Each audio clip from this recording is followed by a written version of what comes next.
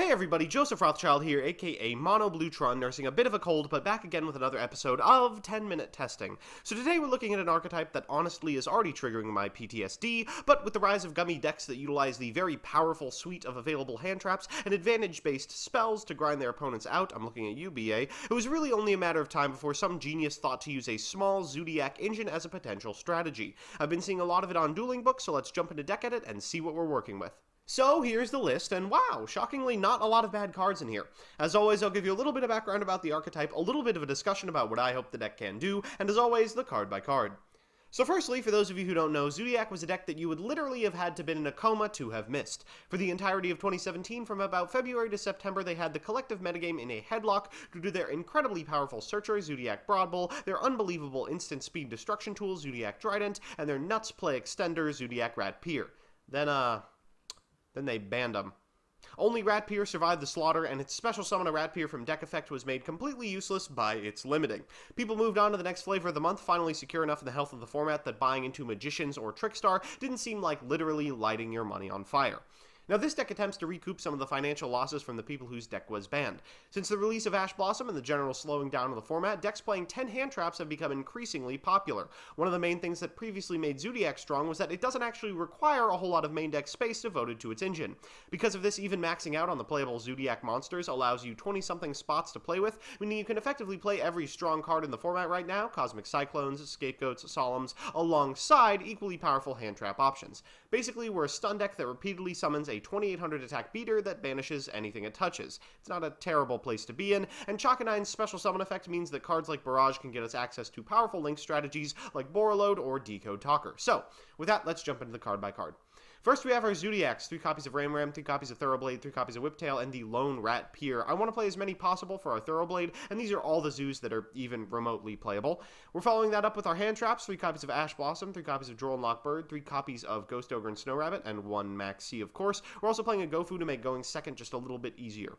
For spells, we have 3 copies of Cosmic Cyclone, 3 copies of Scapegoat for link setups, 2 Desire, Zirigeki, 3 Tanky Defined Zoos, 3 Barrage for Barrage Shenanigans, and then traps, 2 strikes, 1 warning, and 1 ZOODIAC combo.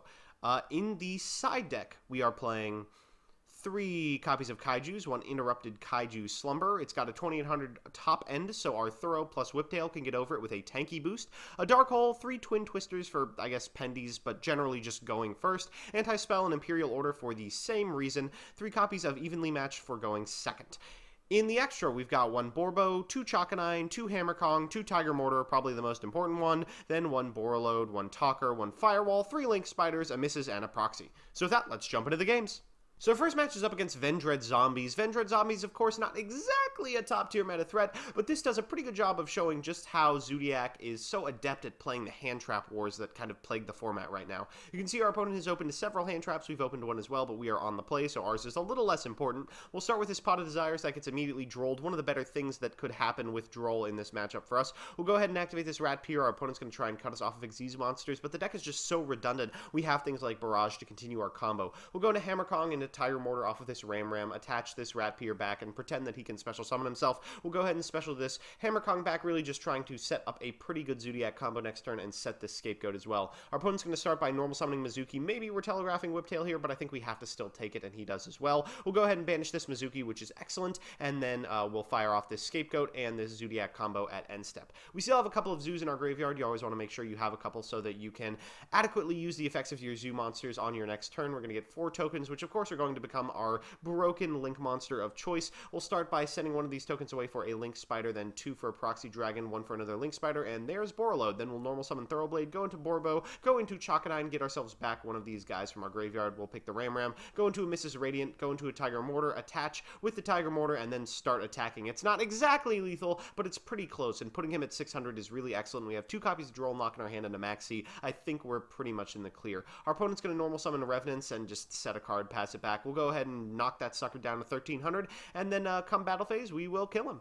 So our second match is up against Tree Toad Turbo. I hesitate to call it Paleozoic frogs because, as you can see, they're not actually playing any Paleozoic. This is an interesting direction that people have been taking the frog list, and I expect to examine it on Wednesday on this very show, but for now we have to kind of focus on beating it. We have one copy of Fire Formation Tanky and a Pot of Desires in our hand, but other than that, not a whole lot else, which is kind of frustrating because one thing the old zoo excelled at was always having an extra Zoodiac in hand. We could very easily run out of resources, and games get a little wonky when that happens, as you'll see here. We'll start with the Tanky to get ourselves a copy of Rat Pier. We'll send a copy of Combo to Graveyard, then go into just kind of a big zoo guy, hoping that we can, if it dies, use Combo. We'll then set 3 cards. That's pretty excellent, and pass it back. Our opponent's going to start by normal summoning Mathematician and sending Dandelion. That's prime time for Max C. That gets us 1 card, and we'll see if he gives us a couple more. He elects not to, just attacking over our giant Zoodiac, and then allowing us to use both the effect of Combination and a Scapegoat in our end step. So the Scapegoat's going to get us 4 tokens, which of course will be a Borreload Dragon. You should all be pretty familiar with this by now, and we'll draw into a copy of Ghost Ogre and Snow Rabbit, and wow, that's a lot of hand traps. Really wish one of these was a Zoodiac, but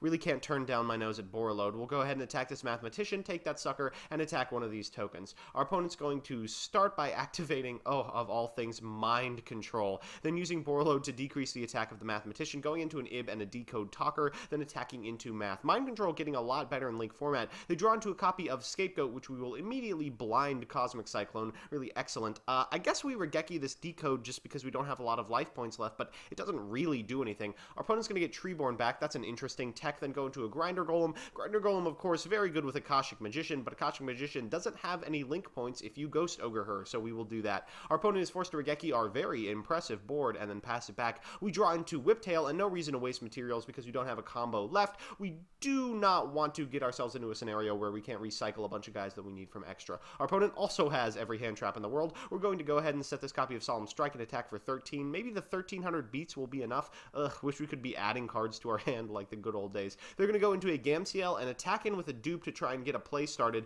but we'll go ahead and Solemn Strike that dupe frog and hopefully just get the Gamciel beats in for the next 2 turns. We're going to draw, and oh man, another brick. It's better if we don't have a Gamciel. We, I guess, got outplayed. Our opponent's going to draw into a copy of Enemy Controller. They will normal summon this Rodent Totem. Enemy Controller, the Gamciel, get the Rodent Totem back from grave, attack for 100, attack for 22, and then go into a Mistar Boy. So we actually win this game because now our field is bare. We can make the Gofu play, and our opponent is just going to concede after they see that we have the materials and extra to win the game. Our last match is up against the arguable king of the format, Spiral. I guess it's more like Spiral is the president, and Trickstar is the vice president, and I guess Pendulum Magicians is the Speaker of the House. This metaphor kind of got away from me, but the point is we're up against a very good deck. Our opponent's home mid, kind of mediocre. They have a copy of Super Agent, but 2 Scapegoat is pretty devastating, especially when we have a Cosmic for one of them. This card is just so good. We have a hand that's really good, a copy of Thoroughblade and a Thing to Pitch, but unfortunately not very good against Ghost Ogre and Snow Rabbit, which of course our opponent has. That's going to cut us off from anything, and we set a Solemn, a Scapegoat, and a Cosmic. Our opponent is going to activate the effect of Super Agent, and I don't call it just expecting he will hit the Cosmic or not hit anything, but he hits the Solemn, which is just frustrating as all hell. We go ahead and Cosmic, hit 1 Scapegoat, and I think, oh, thank God, how many more Scapegoats could he possibly have? We'll activate our own Scapegoat, of course, intending to go into Borreload Dragon. We draw probably the best card in our deck, a copy of Fire Formation Tanky. That's going to get us a copy of Rat Pier after all is said and done with this Borreload. We're going to send a copy of some random Zoodiac, the Whiptail, so we can attach it with a copy of Tiger Mortar. We're just trying to set up a pretty good Zoodiac combo. We're going to use Chakanine to get ourselves back a Thoroughblade. I put it in defense position for some weird reason. I just don't figure I have lethal, so I might as well protect myself. I have no idea what Spiral is capable of, and I figure at least one of these set cards has to be Scapegoat, if not both. Our opponent is going to flip over a Scapegoat, which is really bad news for us, then go into a Mrs. Radiant, followed by a Link Spider, and of course another Borreload, the best counter to Borreload. Once Quick Fix comes out, we'll use Borreload's effect so he can't get over our Thoroughblade. Then we'll Droll and Lock, trying to cut off plays, but they go ahead and get a copy of Last Resort anyway. Our opponent's going to use both effects of Borreload. Ugh, you can do that. Then go into a Spiral Super Agent, a copy of Drone because they're under Droll and Lock, and then arrange our deck so we get the worst possible draw. We get a Solemn Strike, then we will attach ourselves a copy of Thoroughblade. Maybe we can get in for some piercing damage, but that seems to be all we're going to be able to do. We'll hit him for 28, which is nice, but doesn't really do a whole lot. We'll end on a Hammer Kong and then detach one, hoping in vain to get a combo activation at some point this game. Our opponent is going to, in end step, activate the effect of Scapegoat after his Borreload effects have resolved and remove them from the field, and I mean, that is just all she wrote. He'll go into a Proxy Dragon, normal summon the Tough, use Tough's effect, another blind hit, and then concede. So we're back with the deck. I mean, blech. It just doesn't feel like it used to. With good reason, I might add.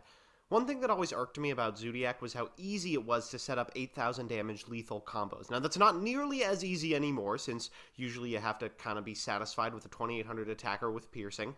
And while it felt like a pretty good fit for all of the hand traps, it also kind of sucks against them. While Droll and Lock isn't that big of a deal for the deck, Ash and Ogre certainly are, and cutting you off of Xyz's plays is just about the worst it can get.